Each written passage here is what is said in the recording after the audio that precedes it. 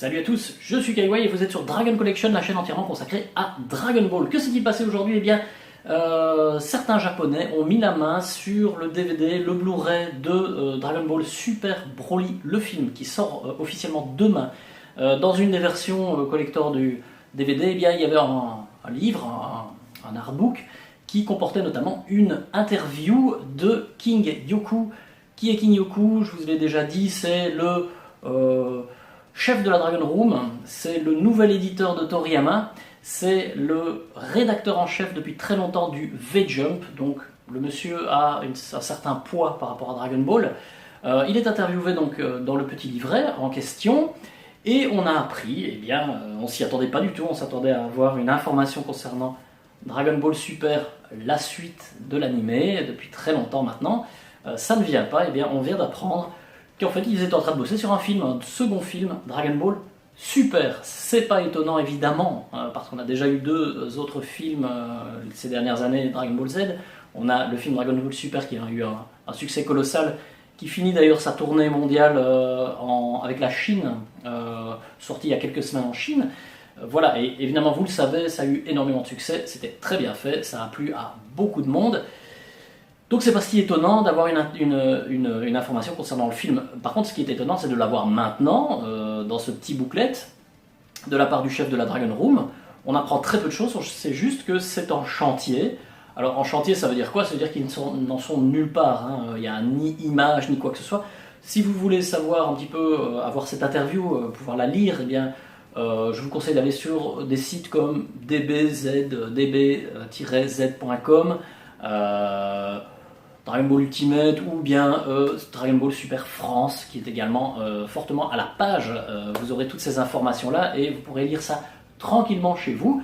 Oui, pour revenir à King Yoku, eh bien, c'est lui qui a reçu le prix à la place de Toriyama la semaine passée. Il y a les gens de chez Glénat, des éditeurs français, qui sont venus visiter les locaux de la Shueisha, là où est produit le magazine Weekly Jump, etc. Prépublication de One Piece et autres, de Dragon Ball Super dans le V-Jump. Ils sont allés mettre les pieds là et Toriyama a reçu officiellement une récompense, vous le savez peut-être, c'était la médaille de chevalier de l'ordre des arts et des lettres par le ministère français, une belle reconnaissance pour Toriyama. Eh bien, Toriyama ne s'est pas rendu là sur place, il ne fait plus d'apparition publique. C'est son éditeur, donc Monsieur Yoku, King Yoku, qui a reçu le prix à sa place. Ça, c'était pour la parenthèse. On revient au film Dragon Ball Super 2. Donc, la première chose que je dois vous dire, c'est que j'ai vu les réactions directes sur Twitter et autres, sur les réseaux sociaux.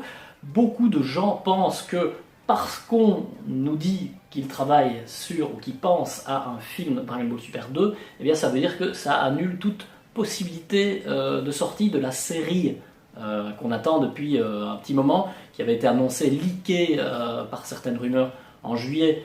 Ce sera le cas ou pas, on n'en sait rien, mais en tout cas là on n'a vraiment aucune information de la part de la Toei, et même des démentis. Ce qui est sûr et certain, c'est que la série a un succès énorme. Si vous avez vu les chiffres dernièrement, vraiment, Dragon Ball Super c'est un carton, c'est des mannes de yens qui rentrent tous les jours chez les ayants droit. Donc il n'y a aucune raison qu'on se limite au manga. Donc effectivement, on n'est pas très surpris de savoir qu'un film va sortir. Par contre, effectivement, ça n'annule absolument pas l'idée d'une sortie de la suite de la série. Ça ne veut rien dire. Il peut très bien y avoir des équipes qui commencent à potasser sur le sujet du film, du scénario, de l'histoire. D'ailleurs, Toriyama nous avait dit qu'il avait effectivement un projet et qu'on le reverrait bientôt. Peut-être qu'il est en train d'écrire gentiment de son côté le script du film, tandis que la série continue avec Toyotaro qui nous écrit le manga, qui pourrait servir de base et qui servira sans doute de base, hein, l'arc Moro, vous le savez, servira sans doute de base à l'animé, à la suite de l'animé. Voilà, aucune porte n'est fermée, rassurez-vous. C'est quasi certain, on entendra parler de la série, de la suite de la série, avant fin 2019, hein, on la verra, ou en tout cas on aura des informations, pas tout simplement parce que c'est une question de pognon. Ils vont trouver un créneau horaire pour nous placer la série, nous la diffuser dans le monde entier. Il y a énormément d'indices, hein, si vous suivez un petit peu l'actualité, il y a énormément d'indices qui font quand même penser que la série reviendra. On reparle du film. Moi, je voudrais simplement donc vous dire que c'est pas mon c'est pas mon cheval de bataille, tout ce qui est équipe de la Toei. Il y a des gens qui savent beaucoup mieux en parler que moi, notamment DB Times et d'autres, Saikyo, etc. Mais en tout cas DB Times par exemple, ils vont pouvoir commenter cette news. À tête reposée à mon avis, on aura une vidéo sans doute dans quelques, peut-être aujourd'hui, mais sans doute dans les jours à venir, avec vraiment des précisions. Ils vont sans doute réfléchir à quelles équipes de la Toei pourraient travailler sur le film One Piece, la série One Piece. Vous savez, le producteur du film Dragon Ball Super maintenant est sur One Piece, sur la suite. Donc voilà, il y a des changements dans les équipes. La Toei, il faut savoir qu'ils ont inauguré des locaux magnifiques dernièrement qui sont vraiment là maintenant pour mettre de la main-d'œuvre humaine dans de bonnes conditions, de très bonnes conditions apparemment, dans le milieu en tout cas c'est ce qui se dit, pour travailler sur des séries qui rapportent de l'argent. Et qu'est-ce qu'il y a d'autre que Dragon Ball pour rapporter de l'argent? Donc ces gens-là vont travailler dans les locaux de la Toei sur le film, sur la suite de la série. Donc ils vont être dans de bonnes dispositions, il va y avoir de la main d'œuvre qui va pouvoir être débloquée pour tout ça. Donc il ne faut pas s'inquiéter, film ne veut pas dire on va pas pouvoir travailler sur la série. Moi tout ce que je peux commenter finalement c'est... en fait j'ai sorti une vidéo, vous l'avez vu ou pas, une vidéo il y a quelques jours en fait, sur le sujet du fanservice dans Dragon Ball, dans Dragon Ball Super, qui en fait est une des raisons du succès de Dragon Ball Super, c'est qu'effectivement il y a énormément de fanservice qui a rassuré un petit peu les anciens fans, qui a communié les nouveaux autour de Dragon Ball Super. Le firmament, le summum, le nirvana du fanservice, c'était le film Dragon Ball Super, parce que vous aviez le retour de la canonisation de Broly, la canonisation de Gogeta, le retour de Bardock, 3 éléments de pur fanservice qui ont été rassemblés en un film d'1h30, avec un script de Toriyama. Qu'est-ce qu'on va pouvoir faire en fait de plus fanservice que ça en fait? J'en parle dans la vidéo précédente d'1 heure. Je vais peut-être vous résumer si vous ne l'avez pas vu, mais bon voilà, en gros il y a énormément d'éléments qui pourraient être... En fait dans la deuxième partie de cette vidéo, j'évoque ce qui pourrait faire partie d'une liste de fanservice à venir. Donc on peut imaginer par exemple un film sur Cooler, une canonisation de Cooler. On peut imaginer, il y a une grosse demande sur Goten et Trunks. On pourrait imaginer effectivement qu'on aurait ces personnages qui reviendraient et on pourrait avoir des aventures avec ces personnages. La canonisation Tapion qui pourrait donner du background à Kid Trunks, ça aussi j'en ai parlé dans la vidéo. Le petit élément, on ne sait rien par rapport à l'interview de Yoku, on n'apprend rien sur le film. Il n'y a qu'une petite chose quand même qui est à soulever, et c'est très important, eh bien, c'est qu'ils se rendent compte que la surpuissance de Broly est presque un plafond qui est difficilement dépassable. Ils ne sentent pas qu'ils vont aller vers ça, ils ne vont peut-être pas créer un personnage encore plus puissant avec des héros qui atteignent encore une puissance supplémentaire. Dragon Ball, je l'ai souvent dit, c'est 3 éléments qui sont savamment mélangés. Il s'agit du combat, des gags, c'est quand même purement de Toriyamesque d'amener du gag dans Dragon Ball, et également de l'aventure. Tout ça, ce sont les 3 ingrédients qui sont savamment mélangés. Dans Dragon Ball, le film, il y a évidemment beaucoup plus de combats que d'aventure et un petit peu d'humour. Ici, on pourrait par exemple penser que l'élément aventure va reprendre un petit peu le dessus. On pourrait vraiment avoir un vrai scénario avec une vraie aventure, avec des personnages qui vivent vraiment quelque chose, qui voyagent, etc. Dans cette optique, on peut penser que l'histoire de Yamoshi, mais surtout, je passe une étape, mais surtout le voyage de Vegeta, que Vegeta promet à Kiabe pour aller voir les Saiyans de l'univers 6, pourrait être une base assez intéressante pour un scénario.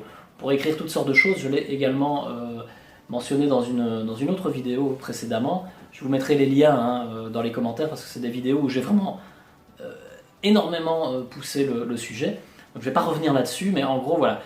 Si effectivement ils ne font pas une course à la surpuissance dans le prochain film, mais que tout de même ils amènent du fanservice parce que ça va être indispensable, eh bien on pourrait avoir effectivement l'histoire par exemple de Yamoshi qui viendrait s'entrecroiser avec l'histoire de nos amis qui vont voir les Saiyans de l'univers 6. C'est une possibilité. J'ai évoqué Cooler, on pourrait faire une réécriture du personnage de Cooler. Bon, j'y crois pas des masses, mais pourquoi pas, ça serait une sorte de fanservice. Qu'est-ce qu'il y a d'autre comme fanservice? Ce serait le retour en fanfare, lors du combat final de ce film de Dragon Ball Super 2, de l'Ultra Instinct. Ce serait le moment en fait, hein, parce que tout le monde attend quand même ce moment-là. On pourrait également se dire, c'est la suite du film. Qui dit suite dit, on va récupérer des éléments du premier film, et donc on ferait revenir à ce moment-là Broly. On aurait la suite en fait de l'histoire de Broly. Qu'est-ce qu'il fait? Qu'est-ce qu'il devient? Est-ce qu'il s'allie à nos amis? Est-ce qu'il est avec Freezer? Est-ce qu'il va avoir une intervention dans ce film? Voilà, ça pourrait être également un élément. Comme je vous le dis, ça va être difficile d'être plus fanservice que le premier film, mais effectivement, on peut s'imaginer que c'est le moment de canoniser. Ça va faire peur à beaucoup de monde, mais le Super Saiyan 4, hein, on peut effectivement avoir un Broly ou quelque chose comme ça qui amène cette transformation.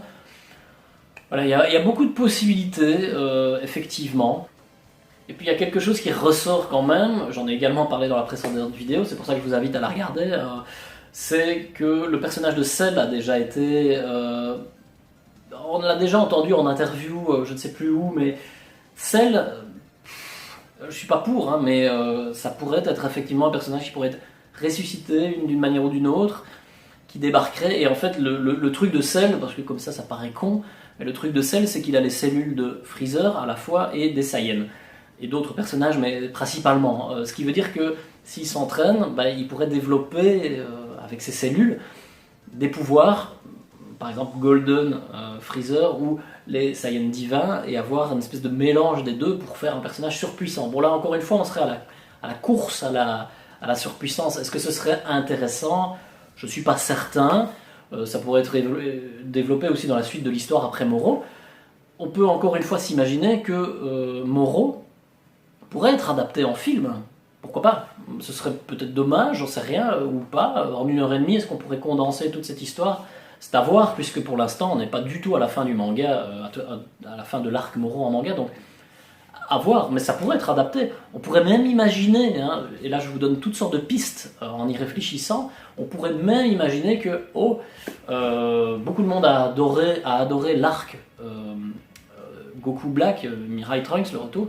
Pourquoi pas un film en fait qui refait un peu l'histoire vraiment avec les moyens techniques les meilleurs qu'on puisse imaginer, et bien tout l'arc Goku Black en fait pourrait être un film avec vraiment une belle technique, comme One Piece l'a proposé. Certains arcs ont été résumés en film. C'était joli, c'était beau, c'était de la belle animation, et bon, est-ce que ça a eu du succès? Je ne sais pas, je n'ai pas suivi, mais c'est également une piste. Maintenant, je ne crois pas que ce soit ce qui soit le meilleur, mais voilà. Tout ça pour vous dire que le film, il vient d'être leaké, entre guillemets, même si c'est pas un leak, c'est simplement une évocation, qui n'est pas étonnante quand on y réfléchit bien.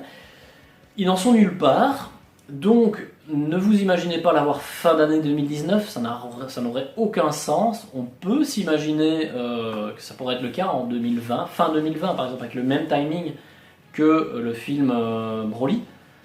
Mi-2020, ça me paraît déjà très tôt, et alors on peut s'imaginer que ça pourrait être au-delà, hein, jusqu'à 2021.